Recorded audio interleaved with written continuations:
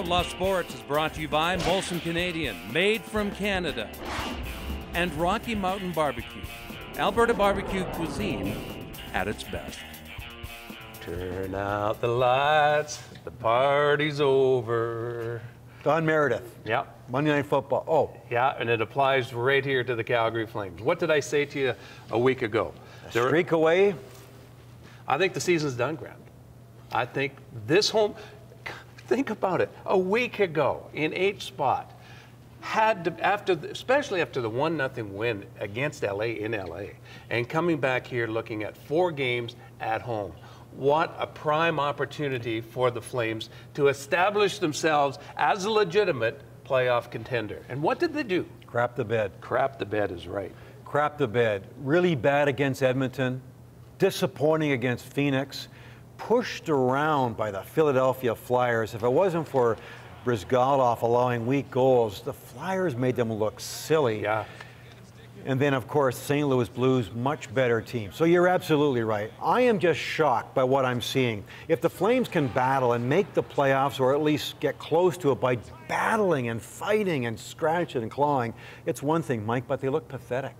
Jerome McGinley, no points in that homestand, no goals in that homestand, no goal, 2 straight games, nothing, no points at all. That's your best player. He's your $7.5 million man. Why?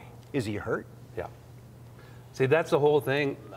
Go back to Thursday, the game against Phoenix. In all these games, you know, they had a chance. They were leading, right? And they can't, even Philadelphia, had a 3-0 lead, 2-0 leads. Yeah.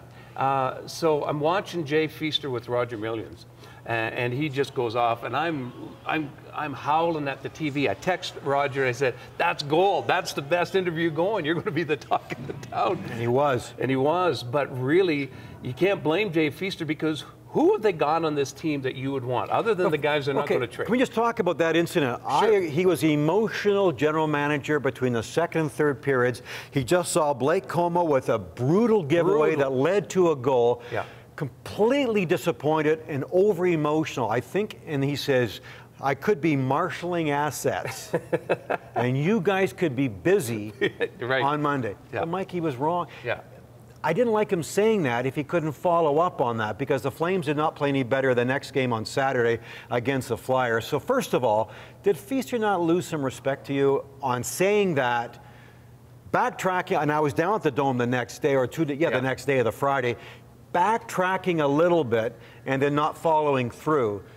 I lost a little respect that he talks on both sides of his mouth and has me totally confused. So I liked what he said that night, but then follow up on it. Or did the owners smack him down? Well, we will never know, Grant. But the thing is, you can tell, you can hear in his voice in interviews, he doesn't know what to do with this team. I think he's handcuffed, Grant, because they're really, other than their assets, the big 3 or 5, or how many guys are untouchable, who wants the rest of the guys? So when they were inactive on the trade deadline day, they weren't inactive during the trade season. Then Mike got, and Blair Jones, he was a respectable third line, or appeared to be, and he's hurt right now. So I buy what he's done. He did a good job prior to the trade deadline, didn't do anything.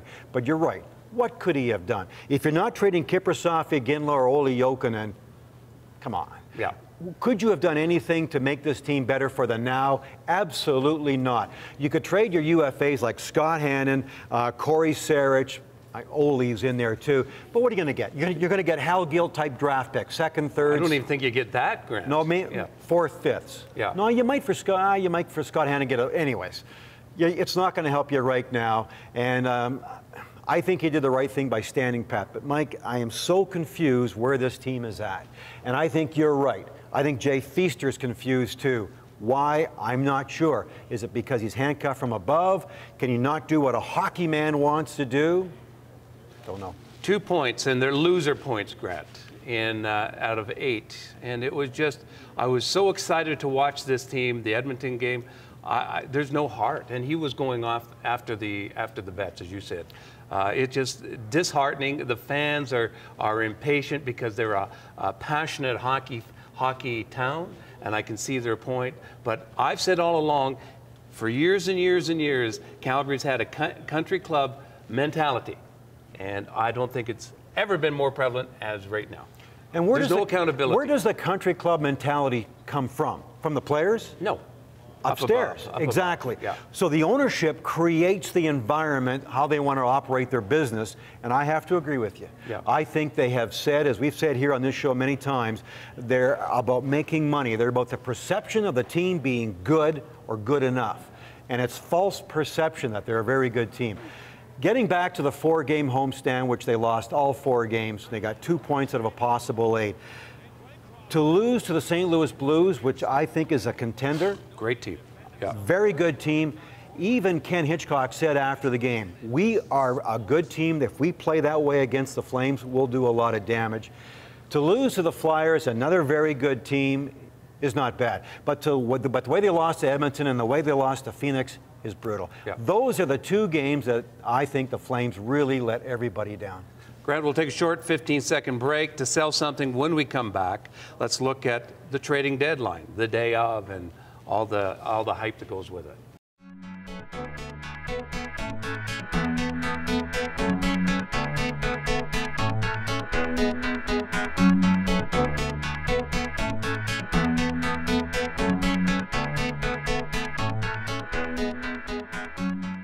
Trade deadline, Grant. Boy, oh boy, they start hyping it, and if you look at all the headlines across Canada, trade deadline is what they were calling Brian Burke down in Toronto. He went on record saying, you know what, trade deadline is tough on players, it's monstrous and brutal on Toronto Maple Leafs because everyone expects to be traded. You hear it in the rumors. That's the hotbed of Canada's hockey nervous system, if you will. Yeah, it's an important day, though. I think for general managers like Jay Feaster to downplay it, saying it's only about a made-for-TV hype, that's not the case, Mike, because I've been around the Saddledome for many years when the Flames have made significant moves. They got John Tonelli. Yeah. Oh, sure. So it's a fun time. Yeah. Yes, it's overhyped because sports networks put a lot of money in it. They get great sponsorship for it. It's Canadian content. It is, but where's the proof? It's in the ratings. Yeah. And if the ratings are big, then it is big. So to downplay it too much after the fact, I think we're all being a little bit phony about that because you are glued to it. I watched the fair bit. Absolutely. I have to admit. Yeah, it was kind of fun, but it wasn't happening fast enough. You're like a data junkie. You want some more and more. This year I think there were 16 moves. Last year 15. It's what, 15 or 16. The year before in 2010 there were 31, and that got everybody excited. This was going to be the norm. But I think now GMs are getting smarter. I think that there's more teams in play to make the playoffs, so therefore there are fewer sellers. So I think that with the new CBA coming around, that it's not going to be as big as it's all hyped. I'm wondering though if Sportsnet that had a cast of millions will maybe smarten up next year and maybe cut the budget a little bit. The one thing I will say, I don't think, and I've said this before, the NHL should not schedule games on trade deadline day. There's just so much hype. So much hype. Tim Jackman, he was possibly going to be traded. He was upset, he was nervous, he didn't get on the ice for the morning skate soon enough. He was on the phone to his agent, talking to Jay Feaster. You know, that's unsettling. Then he had to go play a game that night. Plus, it takes away from the whole marketing thing, you know? Those games should be all by themselves, garnering attention all by themselves. I agree. Trade deadline should be milked for all of its worth. I agree with it. Yeah. So if you're like going a national holiday. If you're going to do it and it's that big, then put it on a separate day. You're right, make it a national holiday. And also, too, I think that the Flames made a big mistake on having Al McInnes night, honoring one of the great players, forever a Flame. Yeah. Trade deadline day, too. So things get lost. Okay, really quickly, Grant. Winners, losers, when you look at the trading deadline, first of all, when I saw it, I said Buffalo and what they got. Paul Gaustad, a relatively tough guy, but really not impressed with him. A first-round draft choice. I thought the asking prices for a lot of these players was astronomical. Gaustad went for a first-round draft pick. And one more thing, Rick Nash, the whole Rick Nash thing. Okay. We find out later that it was Nash that went to them in January and said, "Oh, trade." So we found out that it was Nash that went. I know, more hype. First part of your question was, the costs and the winners, losers. But if you're a good team, you can afford to give up more because it makes you better. Paul Gaustad is a big, good centerman. He's a good third-line centerman, maybe the kind you want, strong. And Nashville's going to go up against St. Louis. Did you see their centermen? They got like David Backes. Sure. They're big, the Blues. They're big, and they hit. They play like the Boston Bruins. So if you're going to go up against those teams in the playoffs, you got to get players. Cody Hodgson's a skilled guy. Yeah, wow. The Flames, he'd be the #1 centerman on the Calgary Flames. He's number 3 at best for the Vancouver Canucks. They could afford to give him up for Sammy Paulson, but that's what the Canucks need, is a checking centerman. And this guy, Cassian. Do you remember in the Ontario Hockey League, he had an open ice hit against some guy and he was suspended? This guy's a mean son of a gun. Yeah. Is he going to be like Milan Lucic? Might be a little young for that yet. Yeah, and is he as skilled? I don't know. But so I guess what I'm saying is the Canucks may have overpaid or gave up too much to get a guy like Cassian, but that's what they need. Well, after their playoff experience last year, that's what they needed, and perhaps they panicked a little.